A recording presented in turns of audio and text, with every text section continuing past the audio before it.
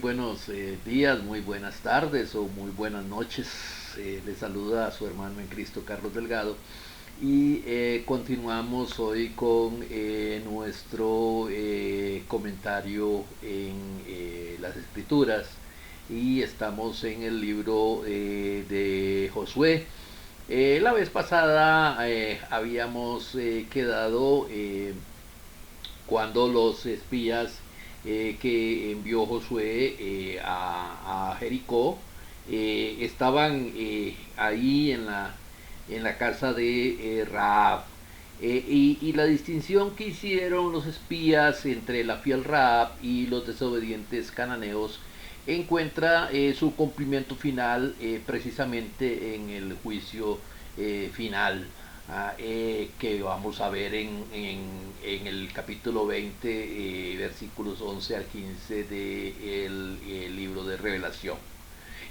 Como Israel necesitó la sangre del cordero en sus dinteles para distinguirlos de los egipcios allá en Éxodo 12, así Rahab necesitó ese cordón rojo que le proporcionaron los israelitas para distinguirla a ella y a su familia de los cananeos destinados a la muerte. Hoy las familias creyentes aceptan por fe la señal demarcadora de Dios en la inmersión, o sea, en la inmersión en aguas para el perdón de los pecados, como vemos en Hechos 2, capítulos 30, versículos 38 y 39. Y proclaman la muerte de Cristo cuando beben la copa del nuevo pacto en su sangre, como se nos enseña en Primera de Corintios capítulo 11, versículos 25 y 26. El informe preciso de los espías sobre el testimonio de Rahab destacó que Dios ya había vencido espiritualmente a los cananeos, debilitando su voluntad de resistir. Luego en Josué capítulo 3, versículo 1 hasta el capítulo 4, versículo 24, vamos a estar viendo lo que es el cruce del Jordán. Y es que el cruce del Jordán marcó el momento decisivo en que Israel rompe la última barrera hacia la tierra prometida y finalmente deja atrás el desierto.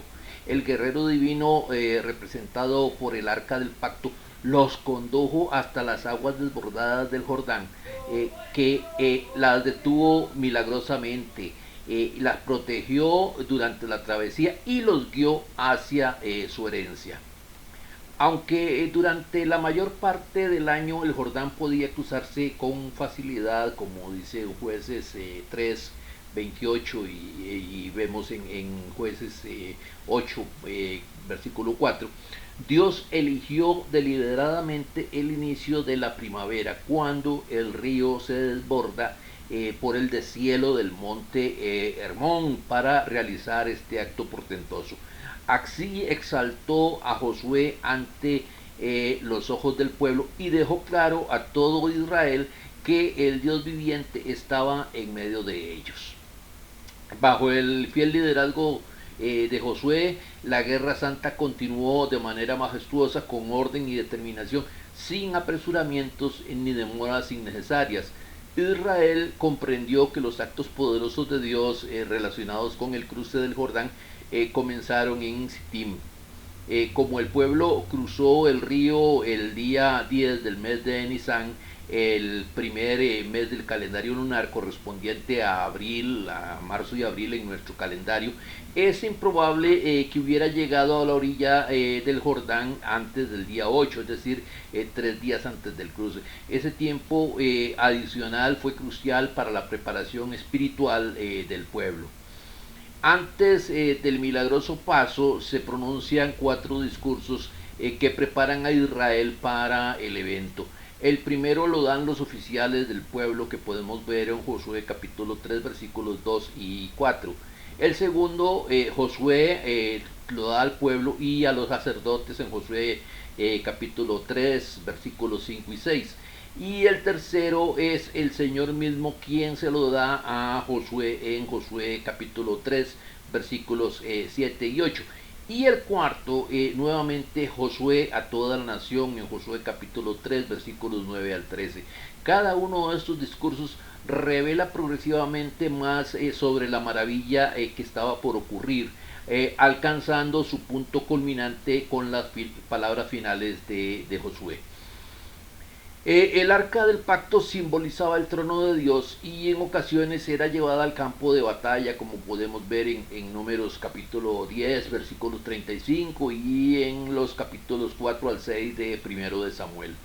Sin embargo, no solo era un símbolo, la presencia real de Dios acompañaba el arca, guiando directamente a los sacerdotes que la portaban, como vemos en Josué capítulo 4, versículo 11, Deuteronomio capítulo 10, versículo 8. Al contener las tablas de los 10 mandamientos, la constitución divina de Israel, el arca representaba tanto la autoridad moral de Dios como su pacto con el pueblo. A la vez el arca anticipaba el evangelio, además de guardar la ley por la cual todos serán juzgados, según Romanos capítulo 2 versículos 12 al 16, su cubierta, el propiciatorio rociado con la sangre expiatoria, prefigura la sangre redentora de Cristo, según Hebreos capítulo 9. La orden de mantener una distancia de unos 900 metros entre el pueblo y el arca permitía a todos los israelitas contemplar claramente la guía sobrenatural de Dios en ese momento decisivo. El 9 de Nisan, Josué ordenó al pueblo consagrarse, subrayando la necesidad de pureza en el ejército del Señor. Esta santificación implicaba el lavado de las vestiduras, como vemos en Éxodo 19:10, y la abstinencia de relaciones sexuales, como vemos en Éxodo 19:15. Como esto era una preparación espiritual. Al día siguiente, el día 10 de Nisan, Josué instruyó a los sacerdotes a tomar el arca y avanzar. En ese momento crucial, Dios recompensó la fe de Josué prometiéndole que al entrar los sacerdotes en las aguas del Jordán, él lo engrandecería ante los ojos de todo Israel como había hecho con Moisés. Josué, en ese sentido, una figura de Cristo. Así como Josué condujo al pueblo a través del Jordán hacia la tierra prometida, Cristo guía a su iglesia a través del desierto de este mundo, cruzando el río de la muerte hacia la ciudad celestial. En el versículo 10 de este capítulo 3, la expresión el Dios vivo establece un contraste directo con los dioses locales del entorno cananeo, quienes, según las creencias paganas, morían y revivían cíclicamente con las estaciones, pero carecían de poder real sobre la historia. En cambio, el Dios de Israel se revela como soberano, activo y eterno. La mención de 7 naciones probablemente responde al simbolismo del número 7, que denota plenitud o totalidad, indicando así que Israel enfrentaba a la totalidad de sus enemigos. En el versículo 12, Josué designa a 12 hombres, uno por cada tribu, con la misión de recoger piedras del lecho del Jordán. Estas piedras, además de tener valor conmemorativo, podrían haber servido como base firme sobre el terreno lodoso para que los sacerdotes pudieran sostener con estabilidad el arca, cuyo peso era considerable. Al culminar su discurso, Josué predice que las aguas del Jordán se detendrán como si un embalse las contuviera, subrayando que no fueron causas naturales, sino la intervención directa de Dios la que posibilitó el milagro. Este anuncio profético confirmó a Josué como digno sucesor de Moisés.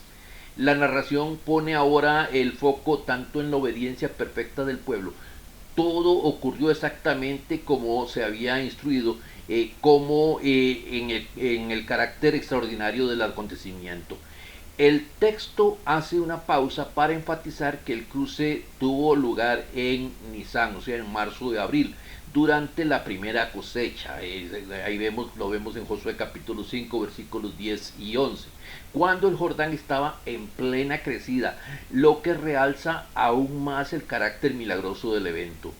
En paralelo al cruce del Mar Rojo bajo Moisés, Este nuevo cruce durante la misma época del año refuerza el vínculo simbólico y teológico entre ambos líderes. El cruce probablemente tuvo lugar cerca del vado conocido por los árabes como Al-Maktas, situado a unos 12 kilómetros al sureste de Jericó y a 13 kilómetros al oeste de Tel el Hammam. La ciudad de Adán, identificada hoy como Tel et Damille, donde las aguas se detuvieron, se halla a unos 27 kilómetros río arriba desde Jericó. Esto implicaría que una amplia franja del lecho del río de más de 30 kilómetros quedó completamente expuesta, permitiendo a toda la nación cruzar con rapidez y seguridad. El cierre del Jordán y el Memorial Nacional. Mm, el narrador continúa destacando el carácter asombroso del cruce del Jordán, pero ahora centra su atención en el monumento nacional erigido con piedras, un memorial destinado a conmemorar los hechos poderosos de Dios. Este tipo de memorial no es aislado, sino parte de una serie de signos que celebran la intervención divina en la historia de Israel, como podemos ver en Éxodo capítulo 13, versículos 3 al 6, y en primero de Samuel capítulo 7, versículo 12, y que encuentran su culminación simbólica en el pan y la copa de la cena del Señor, que proclaman la muerte del Señor hasta que Él venga, como dice primero de Corintios capítulo 11, versículo 26. Una vez más, Dios, como comandante supremo, inicia la acción. Su orden de escoger a 12 hombres presupone que ya los apartados en Josué 3:12 habían cumplido su función inicial, probablemente colocando piedras para servir de base firme a los sacerdotes que portaban el arca. El número 12, repetido 5 veces entre los versículos 1 y 8, subraya la unidad de las 12 tribus que bajo el liderazgo de Josué formaban una sola nación.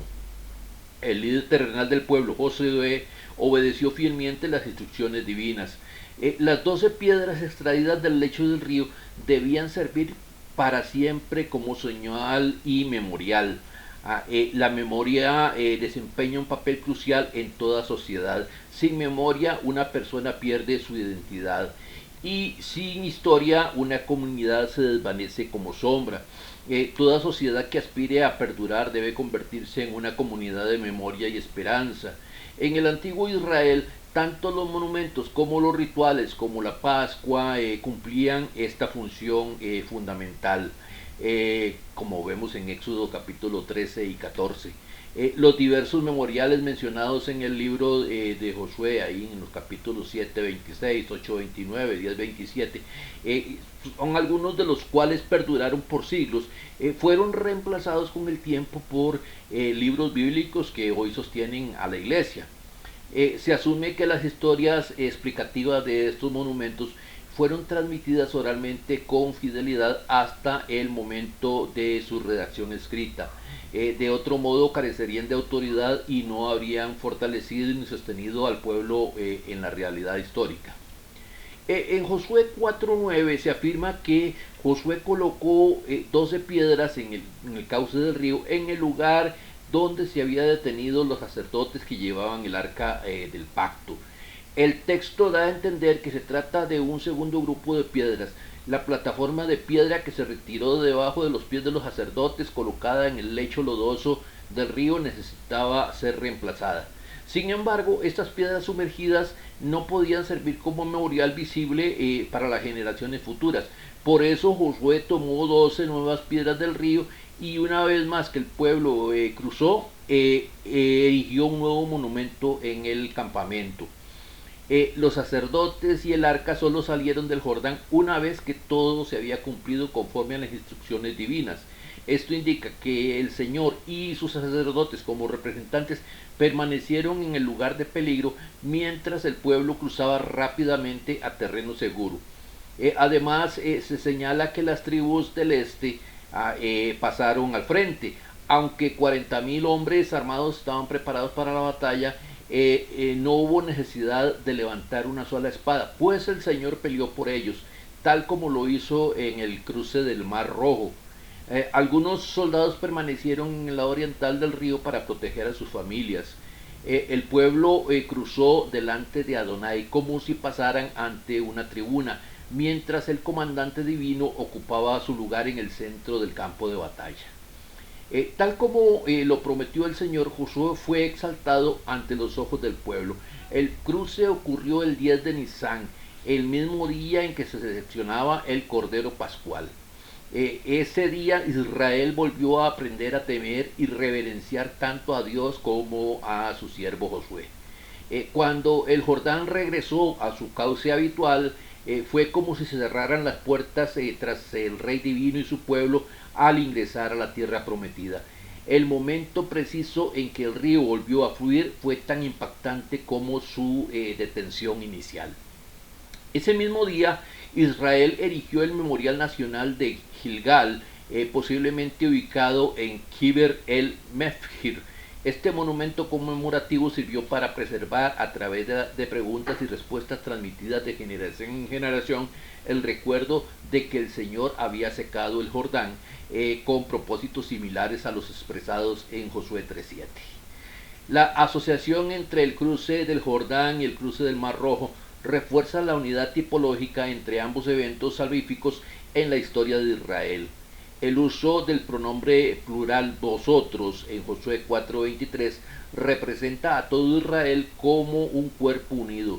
Todos los creyentes de alguna forma podemos participar en estos eventos históricos mediante la escritura y la imaginación y la fe.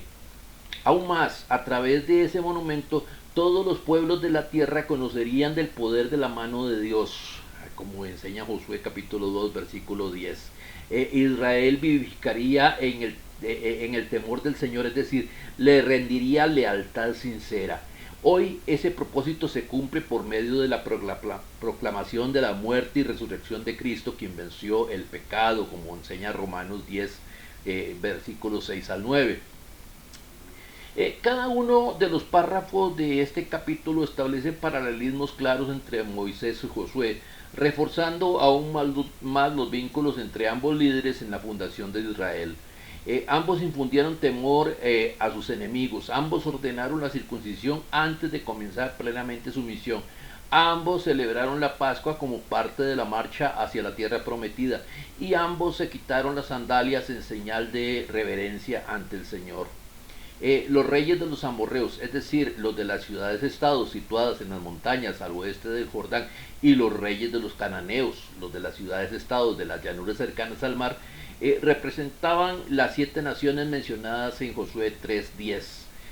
Aunque se conocía el acto poderoso del Señor al secar el Jordán, en lugar de acudir a él con fe, como lo hizo Rahab, sus corazones endurecidos sucumbieron al temor que terminó por paralizarlos.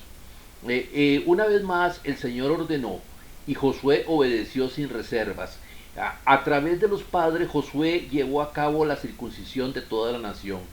Se han propuesto 2 interpretaciones sobre por qué el narrador presenta esta circuncisión como si fuera una repetición. Una posibilidad es que la generación de más de 40 años ya circuncidada en Egipto representa la primera circuncisión, mientras que los más jóvenes nacidos durante la travesía por el desierto y no circuncidados constituyen la segunda. Esta interpretación se alinea con Josué capítulo 5 versículos 4 al 7. Otra explicación sugiere que la generación mayor tuvo que ser circuncidada de nuevo porque la circuncisión egipcia era incompleta, a diferencia de la circuncisión completa practicada en Israel. Esta segunda hipótesis explicaría el énfasis de los cuchillos de pedernal y en la afrenta de Egipto, es decir, la práctica incompleta heredada de aquel país. Curiosamente, estatuas de guerreros cananeos del tercer milenio antes de Cristo los muestran con una circuncisión completa. Ahora, al llegar a la tierra prometida, los israelitas podían llevar a cabo correctamente este rito y eliminar definitivamente la deshonra egipcia. El nombre colina de los prepucios probablemente hacía referencia a una pequeña loma de Gilgal, asociada simbólicamente con el acto de apartar la afrenta. La mayoría de la milicia nacida durante los 40 años de la peregrinación, como podemos ver en números 14, 20 al 22, necesitaban ser circuncidadas por primera vez. Surgen aquí dos preguntas: ¿por qué la circuncisión y por qué en Gilgal? En Egipto la circuncisión se asociaba con la entrada de la viralidad. En Israel, en cambio, era el signo de pertenencia al pacto de Dios, y por tanto un requisito para heredar la tierra prometida. Además, este rito de iniciación debía preceder a la celebración de la Pascua. Si la generación incrédula hubiese circuncidado a sus hijos en el desierto, habría trivializado el acto sagrado de gracia. Por eso resultó apropiado suspender el rito hasta la entrada efectiva en la tierra. La celebración de la Pascua, el 14 de Nisan, al concluir su larga jornada, recordaba a los israelitas que el inicio de su caminar con Dios también había estado marcado por la Pascua. Este evento es una figura anticipatoria de Jesucristo, como vemos en Éxodo capítulo 12, versículos 8 al 11, cuya sangre rescata a los creyentes del juicio divino en el mundo dominado por Satanás, y cuya carne, simbolizada por el pan, alimenta su santificación. Al día siguiente de esa celebración, el pueblo comenzó por fin a disfrutar del alimento de la tierra prometida tras 40 largos años de maná en el desierto. La preparación final de Josué para la Guerra Santa requirió un encuentro transformador con el Señor, ya que su adoración aún no estaba completamente purificada para la tarea que le esperaba. El hombre misterioso que Josué encontró no era directamente el Señor, sino el comandante del ejército celestial. Al igual que en la cultura antigua, los mensajeros eran considerados representantes plenos de quienes los enviaban: el ángel de Dios, como vemos en Génesis 31:11, en Éxodo 3:2, Éxodo 14:19, y su jefe angelical, como vemos en Daniel 10, versículos 5 y 20, recibían la misma honra que el Dios que los comisionaba. Este ser le declara a Josué que no está de parte de Israel ni de sus enemigos, sino que es el comandante del ejército de Adonai. No es un aliado, sino un soberano enviado, el líder de las huestes celestiales. Su presencia implica que Dios mismo dirige la batalla, pero también que su lealtad no puede ser asumida como automática. Si Israel quebranta el pacto, como enseña Josué 3:10, el Dios Santo empuñará la espada contra su propio pueblo, como se haría evidente más adelante en el juicio sobre Acán y la derrota en Ai. Josué, comprendiendo la naturaleza sagrada de su visitante, se postra en señal de homenaje. Sin embargo, la respuesta a su segunda pregunta fue tan sorprendente como la primera. En lugar de recibir instrucciones estratégicas para la guerra, se le ordena una mejor adoración. Debía quitarse las sandalias, pues estaba pisando tierra santa. Aún postrados, sus pies calzados indicaban que su adoración no era completa. Solo cuando Josué quedó descalzo en humilde reverencia, estuvo verdaderamente listo para emprender la guerra santa. Bien, mis amados amigos y hermanos, hoy quedamos hasta acá. Nos preparamos para la próxima vez, donde vamos a entrar en lo que es la toma de la tierra, si el Señor lo permite. Estaremos estudiando también esta parte tan interesante del libro de Josué. Recuerde que nosotros todos los domingos estamos reunidos en el edificio de la Iglesia de Cristo, que está ubicado diagonal al Liceo Manuel Benavides, que está ahí cerquita del Hospital de Heredia, entre Avenida 16 y donde termina la calle 16. Estamos desde las 9 de la mañana glorificando el nombre del Señor, aprendiendo más de su palabra, compartiendo con nuestros hermanos. Así que si puede, véngase y nos damos un abrazo y también vamos a compartir ese rato juntos y vamos a tomar de la cena del Señor y vamos a tomarnos una tacita de café, por supuesto. Que el Señor nos siga bendiciendo y que el Señor le proteja en todo momento.